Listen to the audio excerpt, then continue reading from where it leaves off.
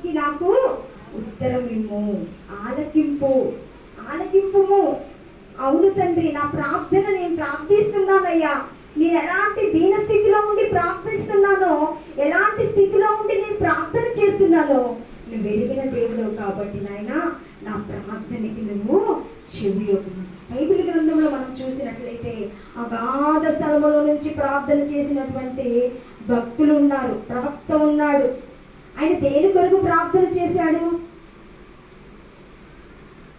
నినివే పట్టణము పాడైపోయింది, పాపముతో నిండి ఉన్నది అనేసి మరి యోనాకు దేవుని యొక్క మరి వాక్కు ప్రత్యక్షమయ్యి, నినివే పట్టణానికి నువ్వు వెళ్ళి ఆ పట్టణంలో ఉన్న మరి ప్రజలందరి దుర్గతి నాకు తెలిసి ఉన్నది, వారి పాపము నాకు చాలా గొప్పగా అనిపించింది. అందుకనే నువ్వు వెళ్ళి యోనా నువ్వు ఎక్కడికి వెళ్ళాలన్నాడు?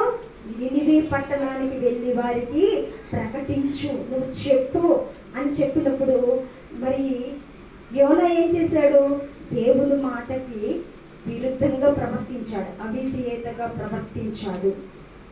ప్రవర్తించినప్పుడు యోనా మరి నినివే పట్టణానికి వెళ్ళకుండా ఆయన యొప్పకు బయలుదేరుతున్నటువంటి తర్షీషు పట్టణానికి వెళ్ళే వాడలోనికి యోనా వెళ్ళి ఆ దేశానికి వెళ్ళడానికి, ఆ ఊరు ఆ ప్రాంతానికి వెళ్ళడానికి యోనా ఆ ఓడ ఎక్కాడు. ఓడ ఎక్కింది కరెక్టే, కానీ దేవుని నుండి దూరంగా వెళ్ళిపోవడానికి ఆయన ప్రయత్నించి వెళ్ళవలసిన మార్గము వదిలేసి తను అనుకున్నటువంటి మార్గంలోనికి వెళుతూ తన సొంత ఆలోచనతో, ఎప్పుడైనా మనము గ్రహించుకోవాలి, మన సొంత ఆలోచనతో కాదు కానీ దేవుని యొక్క ఆలోచనతో ప్రతిదీ పని చేసినా కూడా ప్రభువాని చిత్తమైతే ఇది జరిగించు, ప్రభువాని ప్రణాళికలో ఇది ఉంటే జరిగించు ప్రభువాని దేవుని అడిగి మనం ఎప్పుడైతే ప్రార్థన చేస్తామో దేవుడు ఆ ప్రార్థన చిత్తమైతే దేవుడి జీవితంలో అది జరగలేదంటే దానివల్ల నీకు ఏ కీడు జరగబోతుందో, నీకు ఎలాంటి సమస్య రాబోతుందో, నీకు ఎలాంటి శోధన రాబోతుందో అని గుర్తెరిగి దేవుడు ఏం చేస్తాడంట? ఆ శోధన నుంచి తప్పించడానికి ఆయన ప్రణాళికలో ఉన్నదాన్ని నువ్వు తగిన సమయమందు నువ్వు చేసినటువంటి ప్రార్థనకి జవాబు ఆయన అనుగ్రహిస్తాడు. ఇక్కడ యోనా కూడా దేవుని మాటను అలక్ష్యం చేసి తన దేవుని యొక్క మార్గమును విడిచిపెట్టి తన మార్గములో తను అనుకున్నటువంటి వేరే తర్షీషు పట్టణానికి వెళ్ళడానికి ఓడ ఎక్కింది కరెక్టే, కానీ దేవుడు ఊరుకుంటాడా? ఊరుకోడు. నేనైనా ఊరుకోవచ్చు, నువ్వైనా ఊరుకోవచ్చు. చెప్పిన మాట వినకపోతే ఏమోలే వాడే తెలుసుకుంటాడే అనుకొని మనం వదిలేస్తాం. కానీ నిన్ను నన్ను సృజించినటువంటి దేవుడు, నీ మార్గంలో నా మార్గంలో తెలిసినటువంటి దేవుడు ఊరుకోడు, వదిలిపెట్టడు, చెయ్యి విడిచిపెట్టడు. హల్లెలూయా. నువ్వెక్కడున్నా సరే, నువ్వు ఏ పని చేస్తున్నా సరే నీ పట్ల ఉన్న ప్రణాళికనైనా నెరవేర్చుకుంటాడు. ఇక్కడ కూడా యోనా కూడా తర్షీషు పట్టణంలో ఉన్న వెళ్ళడానికి ఆ ఓడ ఎక్కింది, కానీ ఏం చేశాడంట? పెద్ద సముద్రములో అగాధము ఏంటంట? ప్రళయం సృష్టించాడు, అలలు సృష్టించాడు, తుఫాను సృష్టించాడు. నీ జీవితంలో కూడా నువ్వు వ్యతిరేకంగా చేస్తున్నప్పుడు ఏం చేస్తాడంట? శోధనలు కలుగుతాయి, కుటుంబంలో వేదనలు కలుగుతాయి, కన్నీరు కారుస్తావు. దేని విషయంలో? దేవుడికి అనుకూలంగా లేనటువంటి ఆలోచనలో దేవుడు ఏం చేస్తాడంట? మన ఆలోచనలకు విరుద్ధంగా ఏదో ఒకటి సృష్టిస్తాడు. కానీ దేవుడు ఎందుకు మాకు ఇట్లా చేసిండు అని మనము అనుకుంటాం, కానీ దేవుడి ప్రణాళిక, ఆయన ఆలోచన వేరే ఉంటుంది. హల్లెలూయా. అలాంటి సమయంలో యోనా తర్షీషు ఓడ ఎక్కినప్పుడు ఆ ఓడ ఎక్కినప్పుడు ఆ సముద్రంలో తుఫాను రేగుతుంటుంది, తుఫాను వస్తుంటుంది, అలలు వస్తుంటాయి. అక్కడ ఆ ఓడలో ఉన్నటువంటి ప్రజలందరూ కూడా ఏంటి విపత్తు, ఏంటి అనుకోకుండా జరుగుతుంది, ఏంటి శోధన, ఎందుకని వారి వారి దేవతలను బట్టి దేవుళ్ళను బట్టి వారు ఏం చేశారంట? ప్రార్థిస్తున్నారు. కానీ ఏది కూడా ఆగిపోవట్లేదంట. ఆగిపోతున్నప్పుడు ఈ యోనా ఏం చేస్తుండో? బిందాసుగా ఏం చేస్తుండో? ఓడ అడుగు భాగాన వెళ్ళి ప్రశాంతంగా గుడకపెట్టి నిద్రపోతుంది. హల్లెలూయా. కొన్ని సమయాలలో మనకి సమస్యలన్నీ తీరిపోయినాయి, మనకి మంచిగా ఉంది, మంచిగా జరుగుతుంది అనేసి మనం ఏం చేస్తాము? ప్రార్థన అలక్ష్యం చేస్తాము. ప్రార్థనను విడిచిపెడతాము.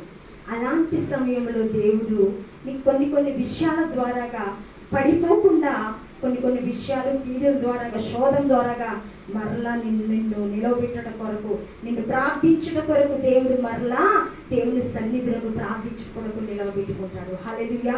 అలాంటి సమయంలో దేవుడు పిలుస్తున్నాడు. అక్కడ ఉన్నటువంటి ప్రజలు పిలుస్తున్నారు. అక్కడ ఉన్నటువంటి ఓడలో ప్రయాణం చేస్తున్నటువంటి, అరే మాతో పాటు కూడా ఇంకొకతను కూడా ఎక్కాడు కదా, మా దేవతలు మేము పూజించుకుంటున్నాం, ప్రార్థన చేస్తున్నాము, అయినా కూడా ఈ అలలు తుఫాను ఏం తగ్గట్లేదు. సరే తనన్న కదిలిస్తే మరి తనైనా ఏదైనా చేస్తాడేమో అనుకొని, సరే ఏం చేస్తుండో అనేసి ఆ వాడలో ఉన్న ప్రజలందరూ వెళ్ళి చూసినప్పుడు, ఆ వాడలో ఉన్న మనుషులందరూ చూసినప్పుడు హాయిగా యోనా నిద్రపోతుంటే ఆ వాడలో ఉన్నటువంటి ఓయి నిద్రపోతా, నీకేమొచ్చింది, లేచి నీ దేవునిని ప్రార్థించు, మనము చావకుండా దేవుడు మన యందు కనికరించును అనెను. అంతలో ఓడవారు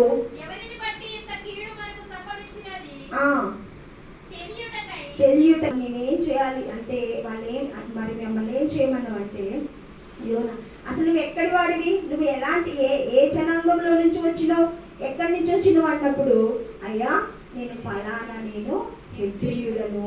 హల్లెలూయా. హెబ్రీయుడను నేను. దేవుడు ఇళ్ళ ఫలానా చోటికి వెళ్ళమంటే, నినివే పట్టణానికి వెళ్ళమంటే, నేను దేవుడి మాటకి వ్యతిరేకంగా నేను వెళ్ళి ఏంటంటే ఆ తర్షీషు పట్టణానికి వెళ్తున్నాను, నన్ను బట్టే మీకు ఈ ఆపదలు వచ్చాయని ఒప్పుకున్న తర్వాత అక్కడ ఉన్నటువంటి వాళ్ళు ఎంత చేసినా కూడా మనుషులంగా మనము జాలి, దయ, గుణము ఏదో ఒక రవ్వంతా మనలో ఉంటుంది.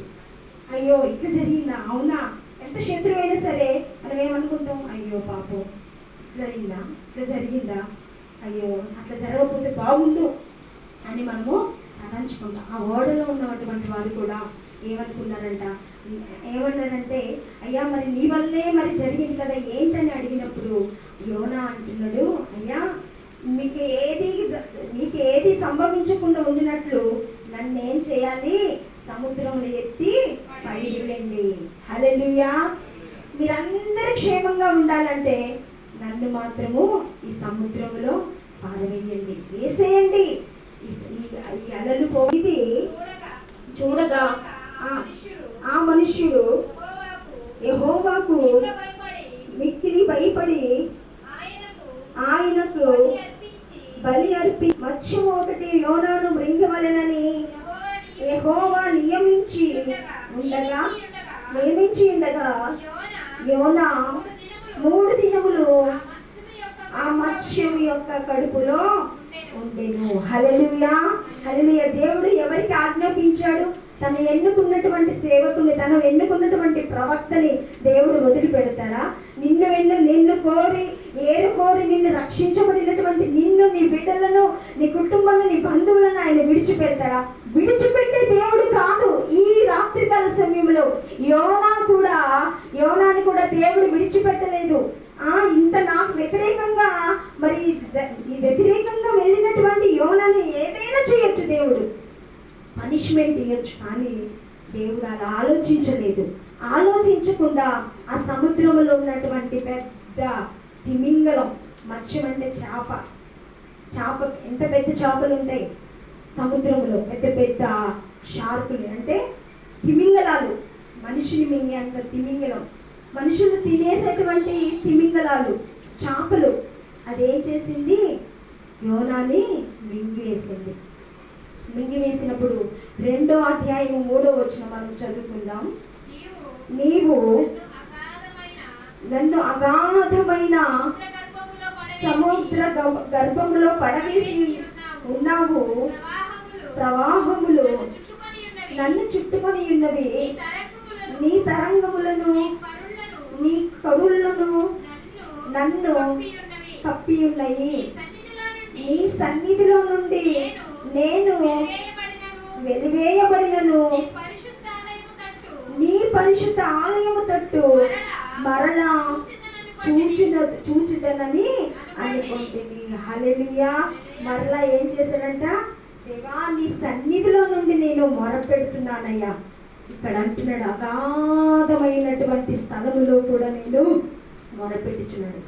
మరి చేపల మరి యోనాని మింగినప్పుడు ఆ చేప కడుపులో ఎట్లా ఉంటుందిగా?